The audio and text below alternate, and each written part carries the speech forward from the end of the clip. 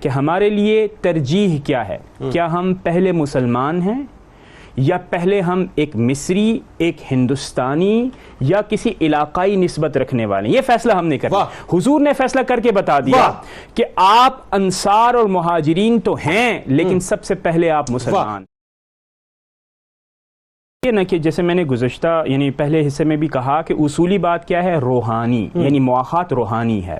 اب آپ یہ دیکھیے کہ عارضی واقعہ تو پہلی ہجری میں ہو گیا، اس کے بعد آپ دیکھتے ہیں کہ مسلمانوں نے یعنی جو مہاجرین تھے انہوں نے اپنی جائیدادیں اور نخلستان واپس کر دیے پہلی ہی یعنی دوسری ہجری سے پہلے جب جنگ بدر ہوئی، اور تمام اپنے نخلستان مہاجرین نے واپس کر دیے فتح خیبر کے بعد۔ اس کا مطلب یہ ہوا کہ وہ معاشی جو سپورٹ تھی جو کہ عارضی تھی وہ تو ختم ہو گئی، لیکن وہ روح جو مواخات کی حضور اکرم صلی اللہ تعالی علیہ وسلم نے مہاجرین اور انصار میں پھونکی تھی، اس نے اسی معاشرت کی بنیاد کے اوپر ایک ریاست قائم کی، اور اسی ریاست کی بنیاد کے اوپر مسلمانوں میں ایک وحدت کا تصور آیا۔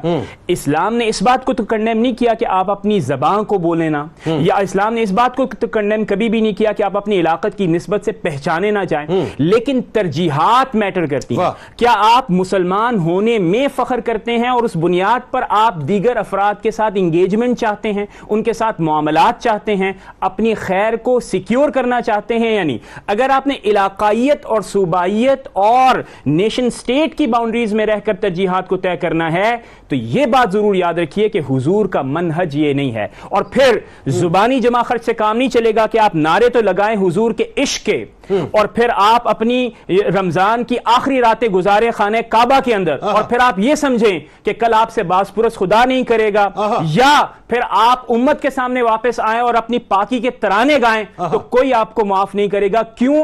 اس لیے بنیادی طور پر کہ آپ کی ذمہ داری بنتی تھی، چونکہ ذمہ داری کا تعین اسلام میں کس بات سے ہوتا ہے؟ جتنی طاقت اتنی ذمہ داری، جتنی استطاعت اتنی ذمہ داری، اور یہ استطاعت کل آپ کو باز پرس کرے گی۔ اور اسلام اس بات کا بھی قائل ہے کہ لوگ آپ سے باز پرس کریں، اور یقیناً جب عدل بہترین عدل ہوگا اللہ رب العزت کی بارگاہ میں، اگر آپ کے اندر خود احتسابی کا جذبہ نہیں ہے، ہم اس بات پر یقین ضرور رکھتے ہیں کہ اللہ رب العزت آپ کو معاف نہیں